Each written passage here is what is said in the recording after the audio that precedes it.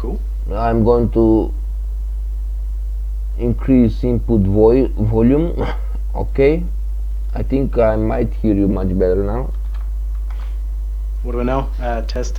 1, 2. Yeah, Test. that's good. That's good. I mean, for the people who are listening this stream, you are pretty good when you speak, but I'm not going to listen you good compared to how people listen you on the stream. All Yeah, no right. worries. Now you can feel free to speak about what you said. So yeah, like I was saying, there was basically three main arguments put forward for the protection paladin not being raid viable, and like that's basically they don't have a taunt, their mitigation isn't as good as warriors, and the threat's not as good as warriors. So for the first argument of the taunt, like this boss is like a Nixie and Hakar that are taunt immune, and the other thing is the taunt has a 15% chance of resist. It's basically treated as a spell. So that whole argument goes out the window of the taunt being necessary for a raid when most of the time warriors are either getting their taunt resisted or it's immune. The second argument is the mitigation, and how warriors gear as opposed to paladins. Now, if you're to try to gear a paladin like you would a warrior, they will have more mitigation because paladins can't reach the crushing blow cap because they don't have the, like, even with holy shield and mitigation gear, it will not put you over the 100%. But if you gear a prop paladin like a feral druid, namely just reach armor cap, then they have as much mitigation, if not more, than a prop warrior. Okay, and one other thing that nobody is talking about, I want to add. For example, why Yes. I'm using this shield. You can see it on my stream. Why I'm using this shield? It increases the block value of your shield by 24. What Yeah. does that mean? You receive lesser damage when you block by 24, but there is shield specialization which Scarm and others are not taking into account. With this Yeah. shield specialization, you are blocking much more damage than what you see. So, Yeah. as compensation to the mitigation of the warriors they have, the block value is making it somehow the damage income, except the spells, okay, the damage income much lesser than what they believe. Oh yeah, definitely. Like with the shield specialization, the fact that like a protection paladin will be blocking way more than a warrior anyway. The fact that block is treated as a static number, it's basically taken as a whatever the number of your block is after armor reduction. The block will then reduce it by whatever that static amount is. So a block can be, depending on how hard a boss can hit, a block can be anything to like 40% additional reduction to like 100% if your block is more than what the remaining attack would be. So that's another thing that Scarm and all that they don't factor that in, the fact that like there is a huge kind of like disconnect between what was on the private servers and what can be achievable in Classic as well. Yeah. The main way that because I think I've mentioned before is that I don't do the holy shield. I go for a holy shock, and that's mainly because I'm an off tank in my raid or in my guild. So I'm not going to be the main tank, and I know you're in your guild, you're the main tank, so you need that extra mitigation. But if you're just being an off tank and you're just like tanking side mobs, or let's say very rarely you're tanking a boss, you, based on just trying to get to the armor cap alone, you should be able to tank the mob, because if you're at armor cap compared to, let's say, a Fury Warrior is only going to have maximum about 6k armor, whereas if you blow your improved lay on hands with armor potions and elixirs, you're going to reach armor cap by the time you get to AQ. Yeah, that is true. But the main argument they are doing in that case is that they can also have that, unlike you. That's the main argument they are going to do it. But there is a problem for them if they do this. If they do that, draining a Holy Paladin's mana. No, it's not the draining more. It's an issue for warriors. When they get much lesser damage, they're doing much lesser threat.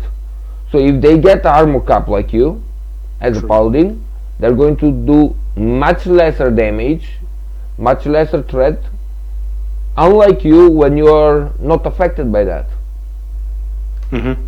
And if Oh, you get a lot of spell damage on you, like enchants or elixir or so on, your threat is skyrocketing in that case. definitely. Like my whole kind of main argument is if you kind of say, oh, the warriors can have improved lay in hands, then you could easily say, well, a paladin has a taunt because there'd be a warrior in the group, let's say a fury warrior or something like that. Like if you're to start a fight, let's say, you're not going to get one of your holy paladins to pop lay in hands straight away because it's draining their full mana. And yes, they could pot and all that stuff, but idealistically, because like you said before, because you're an extra protection paladin, you're bringing your own cooldown here, you're bringing your own improved lay on hands, and with the 30% increase of armor and with the elixirs and the potion, like that will put you at armor cap. And compared to a fury warrior that doesn't have this, and they don't have a shield on, the maximum amount of armor they can have is about 6 or 7k, and that's roughly about 50% damage mitigation, whereas you're 75. And if you're at 75, if you're at armor cap, a crit to you is like someone who's at that 50% mitigation. It's Yeah. the same damage, you know. So like that's one aspect of it as well. So like in terms of mitigation, the only real advantage I think the warriors have is with the shield wall. It reduces the magic damage as well by 75%. Yeah, yeah. But again, like you should be getting next to near like resistance cap when you have your resistance gear anyway. So and the fact that it's like if the more, let's say, the more armor you have or the more spell resistance you have, the less shield wall becomes effective. Do you know what I mean? If you're already reducing 75% reduction, you're only going to reduce 75% of what the remaining damage is. So you're still, it's not going to be as effective. So yeah, like in terms of mitigation, I think that like if you're depending on what way you want to gear the paladin as well, like it can be as effective in terms of mitigation with the in terms of a warrior, especially if you try to go the feral druid route, because we know feral druids, they can't block.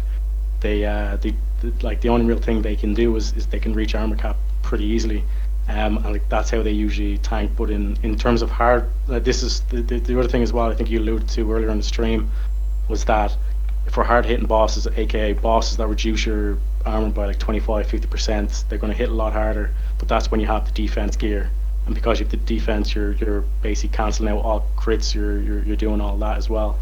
Whereas again, like it depends on what way we're comparing the warriors, because like we all know from Scarm, he's saying that the only way to build a tank warrior is to just do 31 points fury.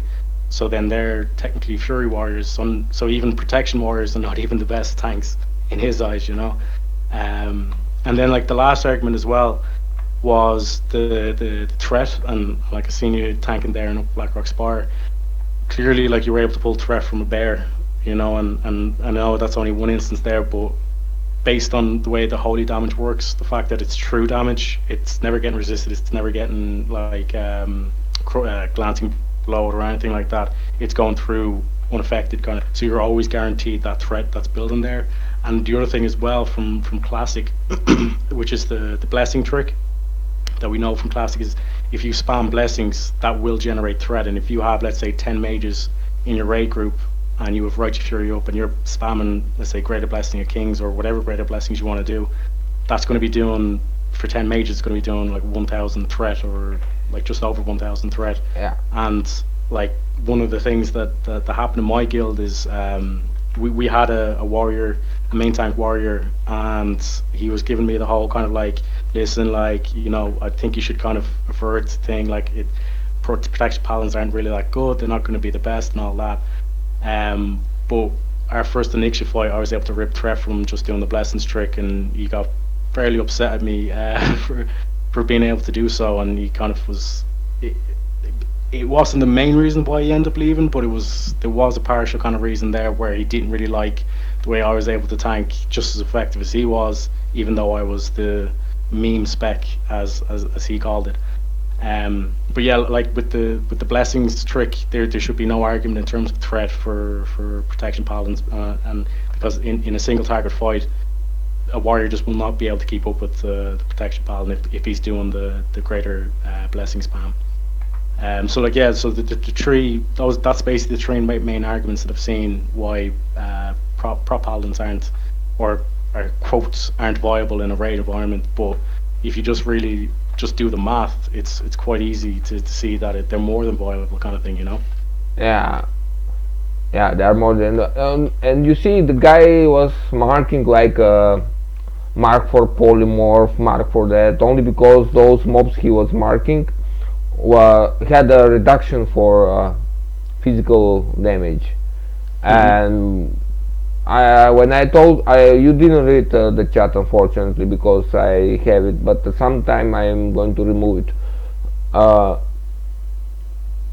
His main argument was that this mob should be lost because he's using that threat reduction armor or whatever this mob have, and I told him who need the crowd control when you have a protection paladin.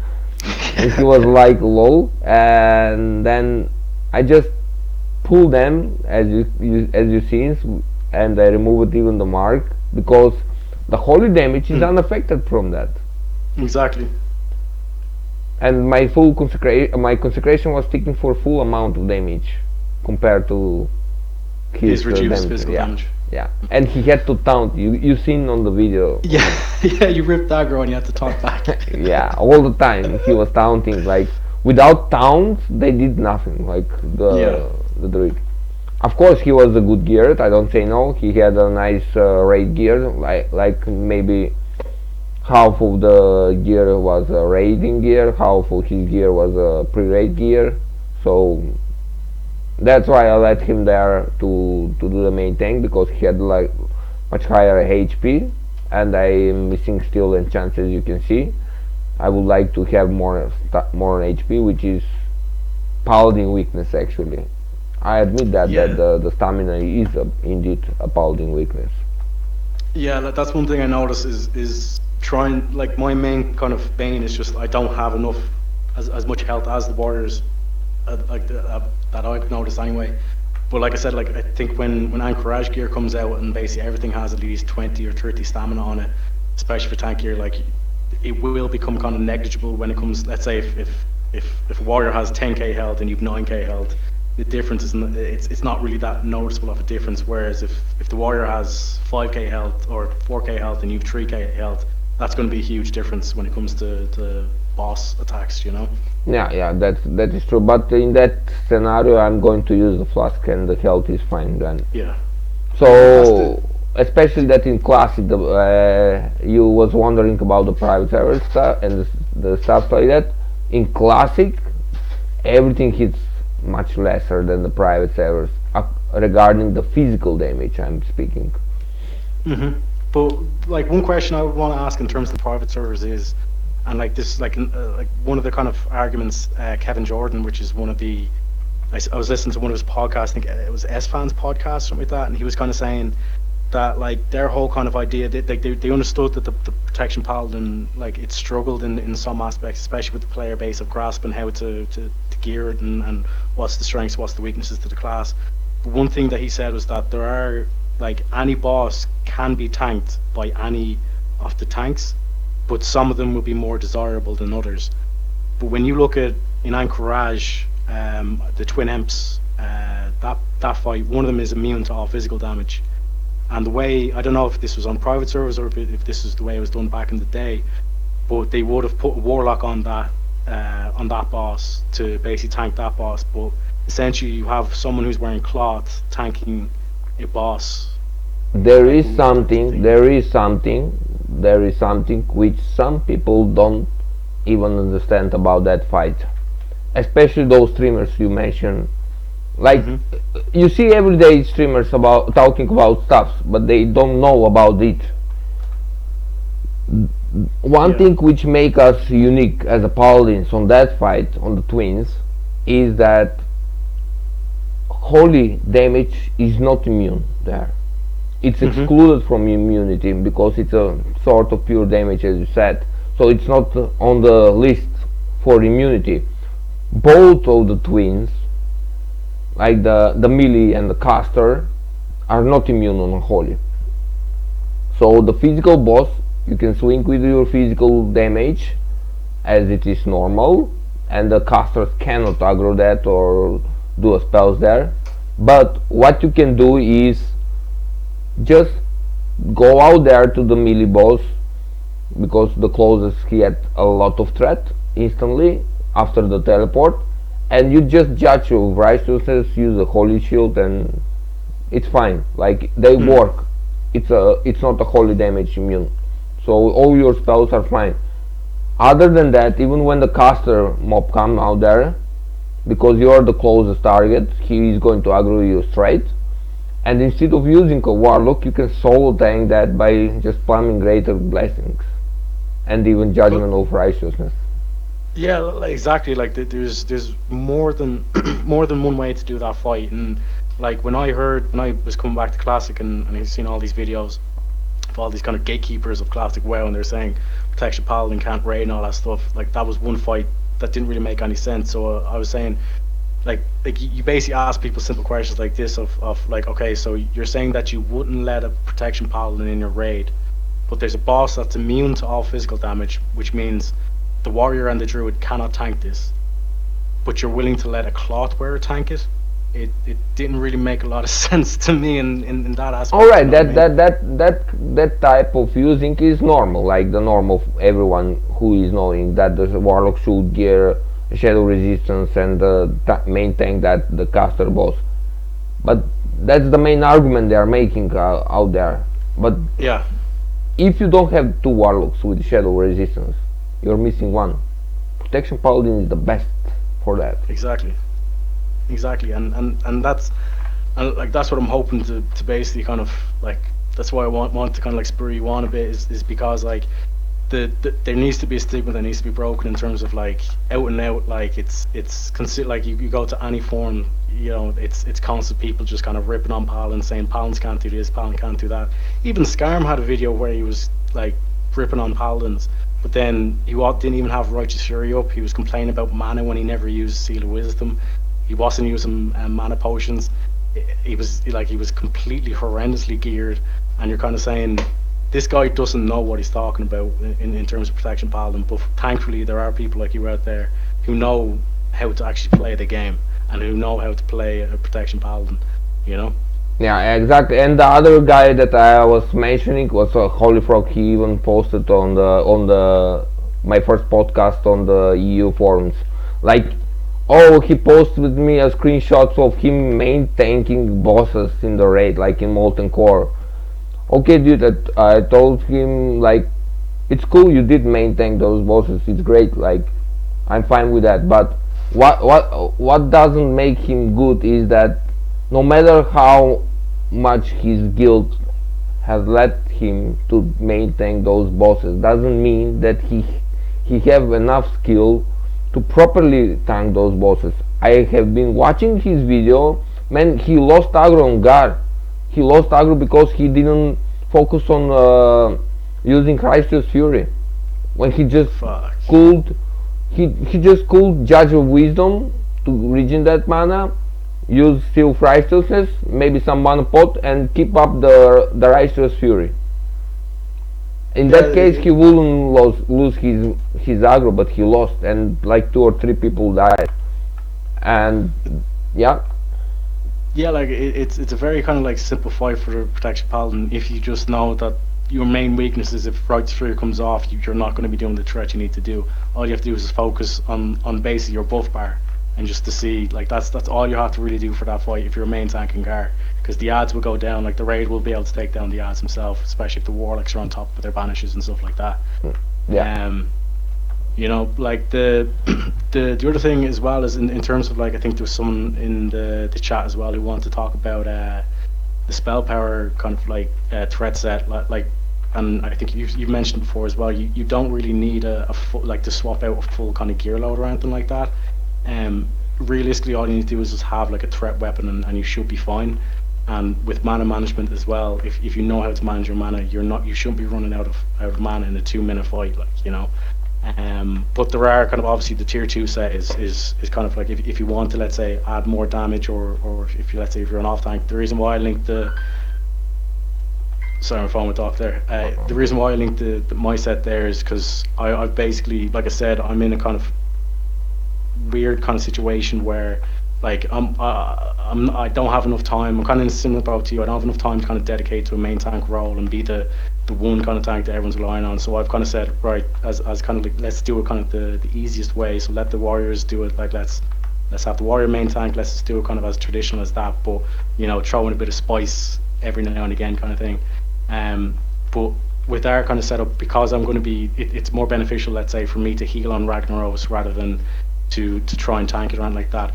I basically, I'm willing to sacrifice, let's say, 1 or 2 pieces for cloth, because I know that because I'm sitting at that, what, 6 or 7k armor, like that's still giving me the roughly 50% mitigation. So if I'm tanking, let's say, level 62 or lower mobs, then because crushings and crits aren't really that important, I'm able to more easily tank those mobs, especially with just like getting the snap threat. But a hidden bonus to that as well is, if you check how much spell power I'd have about 500 or 600, I can't remember. I'd have in around that number for in terms of spell power, which means I also have that for healing. So I use that as kind of a pseudo healing set as well, which kind of leads me on to my build as well. Like I'm not, like I said, like if I was in your position and I was going to be the main tank, I'd probably have to go into Holy Shield. But at the moment, I'm currently tanking with just Holy Shock, and the way I'm kind of using Holy Shock is like a pseudo kind of Avenger Shield, kind of if you picture it like in Burnt Crusade, because that's when I start for first playing the game kind of thing. But Holy Shock I kind of use as an Avenger Shield, and I know you kind of disagree with it, but the reason why I'd kind of prefer it over Holy Shield as well is that it's, with Holy Shield you can only generate the threat if the target's attacking you, whereas with Holy Shock you have the, if a mob gets loose or something like that, the Holy Shock should be enough kind of burst threat to bring it back to you. But I understand what you mean by Holy Shock. Like if you are to run the numbers over the course of a fight, it will generate more threat than the Holy Shield. Oh, sorry, than the Holy Shock. Sorry. Yeah. Okay. In those scenarios, yeah, that's cool to use a Holy Shock, but you will notice the difference in terms of damage, especially for like fights with, let's say, Gar or anything that's reducing your armor. You are a lot better off having the Holy Shield, because the 30% block is very, very critical, you know. Yeah, that is true, and it is reducing the damage income thanks to the mitigation from the block value.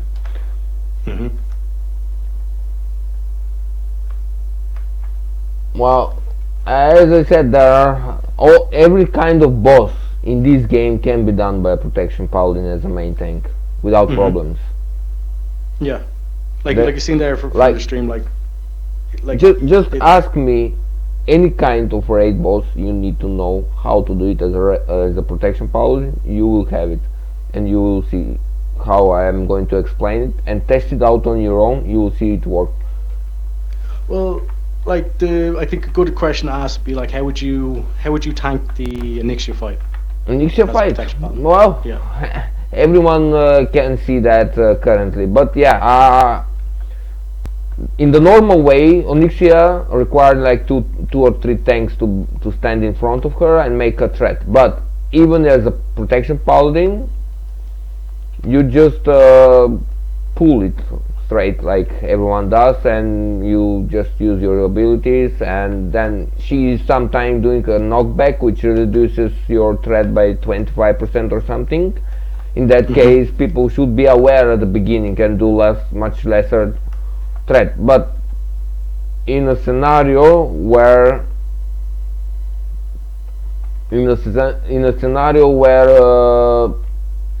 people don't care about it, you will have to spam for blessings to increase much higher threat. But that's why normally Onyxia require like 2 or 3 tanks. Yeah. So they swap between at the beginning.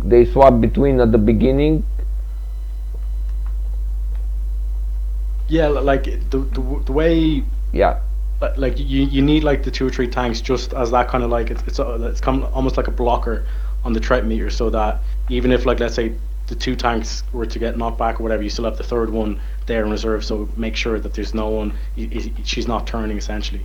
Yeah. The way we handle it is I don't tank her. I only tank her in phase 3 because of the blessings trick. So it opens up the usual thing of like the tank goes in, puts her in place, and you have the two guys standing there just in case, and you just have melee attacking. We stop our ranged from doing any damage in phase one because it'll just be too weird on like it'll be too high on the threat meter if they're doing like nuke DPS. Well, if people watch their threat meter, they can do it. Yeah, like there's obviously that thing to it as well. So like when we go into phase two, we get the range to nuke, and then when the only thing that I'm really focusing on is either whelps, and when the whelps go down, they pretty much go down instantly. I just go into position of where the main tank was. So as soon as she lands, I'm like, you can get pretty unlucky with the fireballs. We've noticed that the fireball just reduces all your threat on her. So if you have your main tank and you're expecting, let's say, just the main tank to get the threat back within that time frame, you can't do it, especially on a warrior, because she's in the air, and by the time she lands, she's already attacking people and stuff like that. So what I do is I basically I sit on the threat meter, and then I just watch the threat meter, and then as soon as she begins to land, I just start spamming the blessings, and then she comes straight towards me. And that's one thing that a warrior can never do. A warrior can't stand 30 or 40 yards away from a boss and get threat on it. Do you know what I mean? A paladin can. So like that's one of the strengths, I believe, to the paladin class as well, is that we don't even need to be attacking a boss to get threat on it. Yeah, even other boss where you are really strong as a protection paladin, where warriors can't do it, is like solo tanking Gar.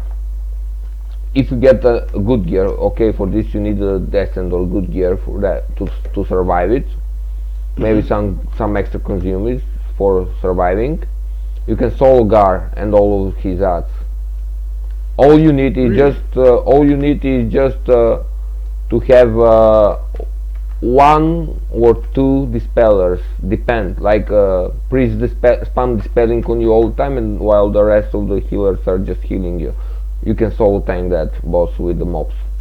Warriors cannot. Otherwise, they are going to lose aggro.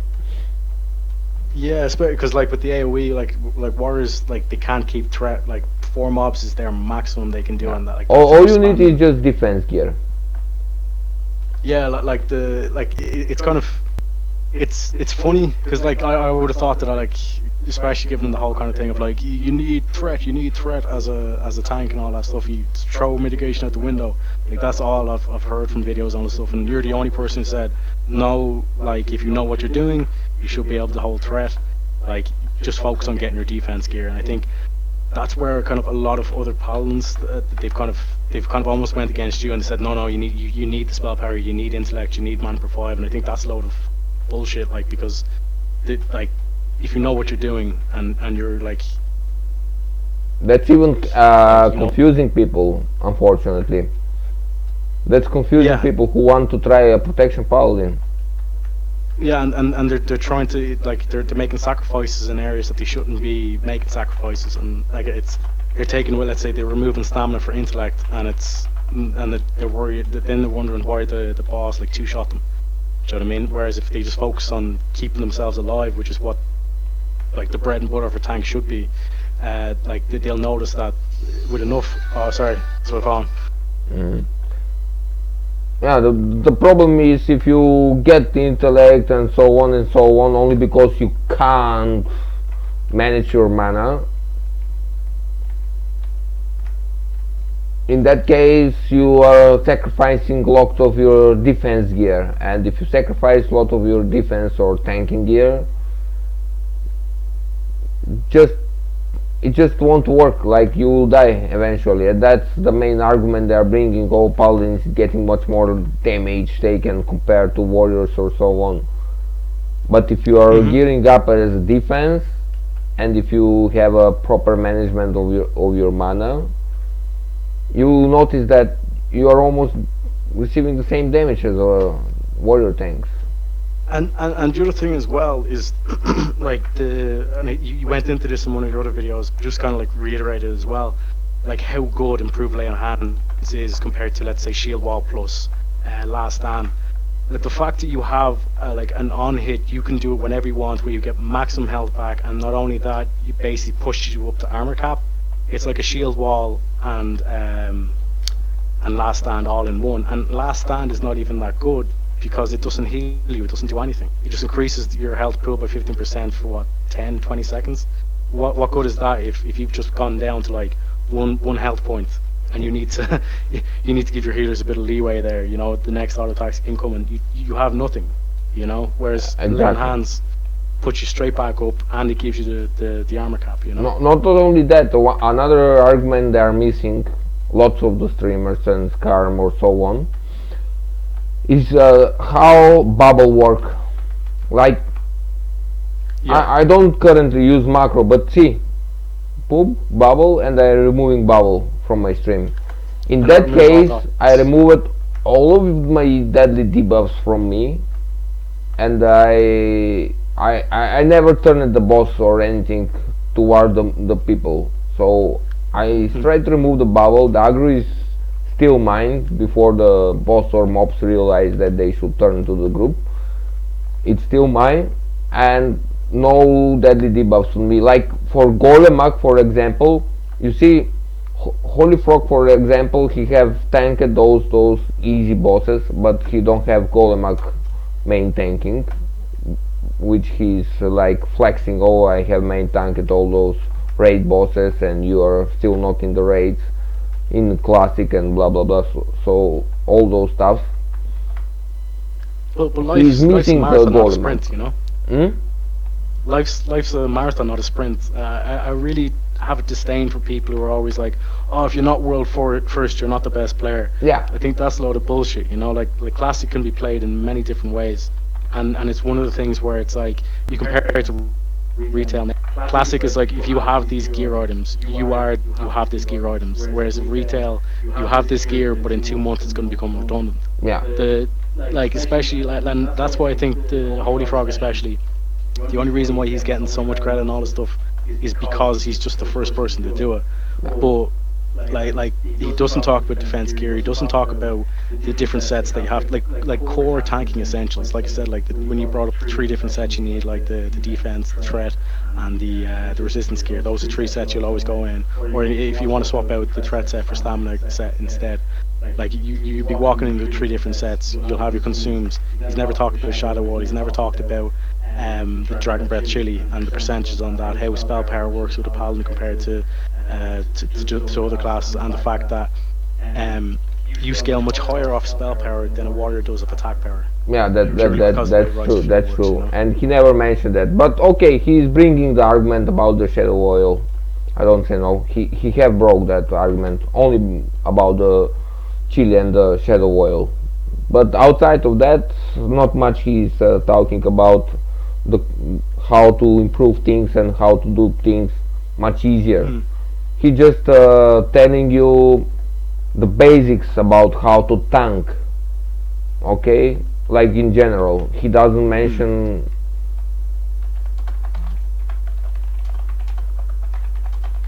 He just don't do anything outside of that.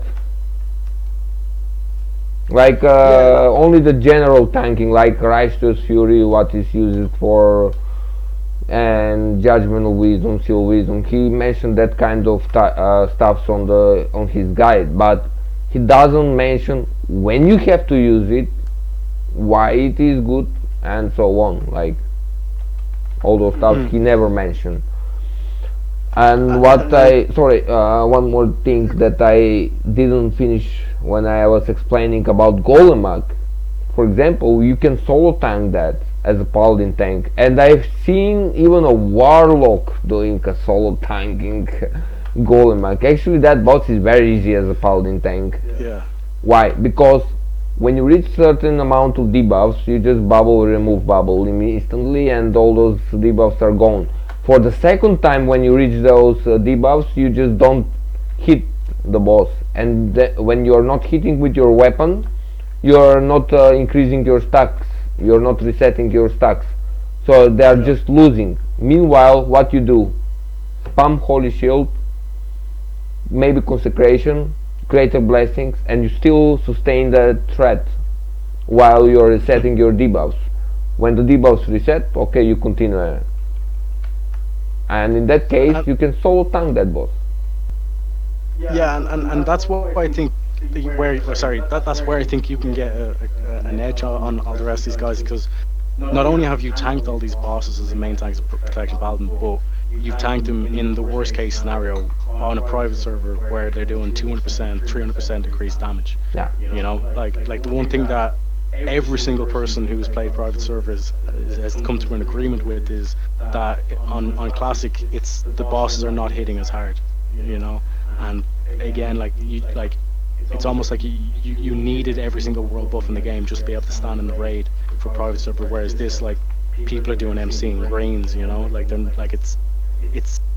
I think there was a huge stigma cause. I think Scarm was probably the worst thing that could have happened to Protection Paladin because when he released those two videos, a lot of people just started shitting all over them. But like again, like you said, kind of like new people are going to be new people in terms of the way of. Like if someone doesn't have their taunt, they're going to feel as though they're vulnerable. You know, like if all they can do is just taunt the mob and that's how they get the aggro, and they're kind of not really paying attention to how to actually increase aggro input or throughput. Like they're not going to be as good as, like, let's say, you know, Preach or any of the other kind of, or yourself kind of thing, in terms of like the tanking. You know. Yeah. Well, I'm going to tell my issues right now compared, and my issues with the private servers before. It's that you know, in my country it's not that easy to get good amount of money and to buy good PC because the economy suck a lot.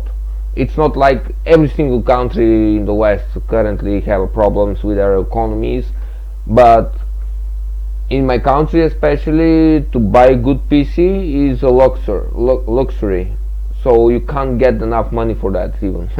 And that's my main issue right now, and even previously, that I couldn't get a good quality of PC to be able to stream and show to the people how Paladin tank work in the raid, not just a single video with extremely poor frames where I couldn't even play because of the poor frames, where my CPU was burning out and my RAM memory was showing me a blue screen. When I wasn't streaming, I could play normal and it was fine, but when I'm streaming, I couldn't do it. Right now I improved my PC a bit and I can finally stream. That's what I said. And my main issue previously on the private servers and right now on the classic was that I couldn't stream to show people how things are done in the raid, on the dungeons or everything until today. And and that's why Scam, Holy Frog and all S-fans and all of the people, S-fan doesn't personally care about the Protection Paladin. Maybe he have added some words about it, which is all cool. It's his personal opinion. I have nothing against him. I even talk with him sometime. He's like a pro PvP reckoning retri Paladin, and that's cool. That's cool, and he care about his viewers and so on. It's cool. I have nothing against that. But the problem why those streamers are getting credit so much is because they can stream, they are able to do it while I'm not able to do the stuff. So they could just post their opinion. They didn't see anything against their views because I was not able to provide my videos of how I'm doing those stuff, and especially that the private servers had a lot of issues, like your holy spells had a lot of bugs. Basically, a lot of your spells had a much higher partial resistance. Consecration even had a partial resistance there. Here in Classic don't, and so on. And this was just stopping you to even do things easier. Like Golemag mobs was unaffected from any kind of threat in the private servers. So basically, unless you had a taunt, you couldn't threat those mobs. That was a problem in the private servers. And if you try to tank them as a protection paladin, you will obviously fail it, because those mobs was chasing only the first person they see, and unless someone taunt, they don't do anything else, just go to the person and attack Get him. them off. And and that was one of those many issues why people got this kind of bad images about the protection paladins. And these streamers who was popular and do it, as you said, first, they didn't have any kind of opposition with videos and arguments, and they was just basically shooting free their opinion, and everyone was like, and is still even today, according to what they said, instead of how it is different if you tried. But thankfully you're here now. Yeah, Right? I finally I hope so I can help people, but there are still issues right now. Like earlier I had a lot of free time, basically, and I could play like 24 hours a day, and I could easily make my own guild. I had a lot of free time to recruit people. As you are aware, it's not so easy to solo One sec, bro. make I a just need guild. to go AFK for a sec. I need to Oh, answer a okay. call. Okay, mate. Okay, sorry. I'll call you back in around 20 minutes. Is that cool? I'll just a second. Yeah, I will have to cut the podcast. Just a moment. Yeah, sure. Cool. Thanks, bro.